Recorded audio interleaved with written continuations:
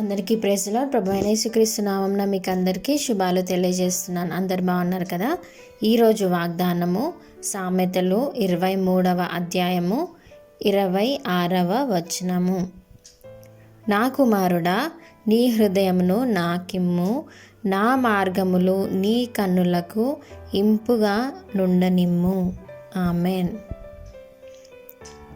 నిజంగా మన హృదయాలని మనం యేసయ్యకి ఇచ్చామా? ఒకసారి పరీక్ష చేసుకుందామా? మన మార్గములను ఆయనకి అప్పచెప్పుకున్నామా?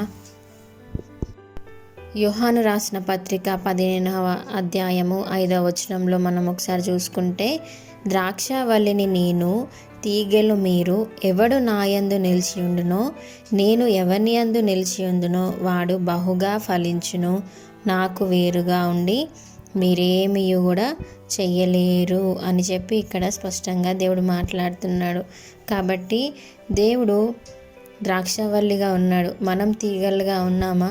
మనము ద్రాక్షవల్లి తీగలు ఏ విధంగా అయితే ఒక్కటికొకటి అంటుకట్టబడి ఉంటాయో ఆ విధంగా మనం దేవునితో అంటుకట్టబడి అంత మంచి కనెక్షన్, అంత మంచి బాండింగ్, ప్రతి క్షణం కూడా ఆయనను మాత్రమే స్మరిస్తూ మన హృదయ ఆలోచనలు కూడా ఆయనకి చెప్పుతూ మనకి వెంటనే ఆయన సమాధానాలు ఇచ్చేలాగా దేవుడు మనతో అటువంటి కనెక్షన్ కలిగి ఉన్నాడా?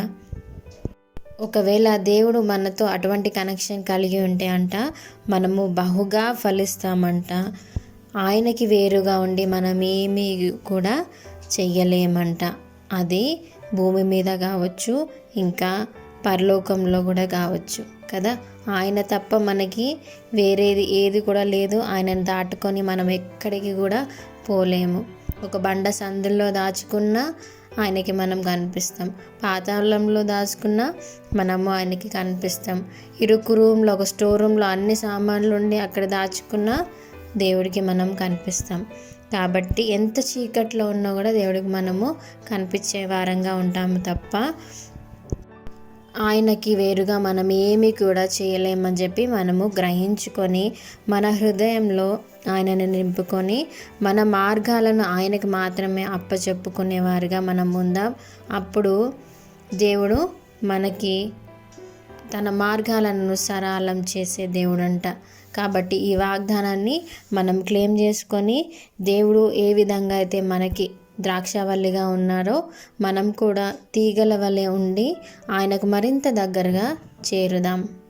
ఈ చిన్ని వాగ్దానాన్ని దేవుడు దీవించి ఆశీర్వదించునుగాక. ఆమెన్.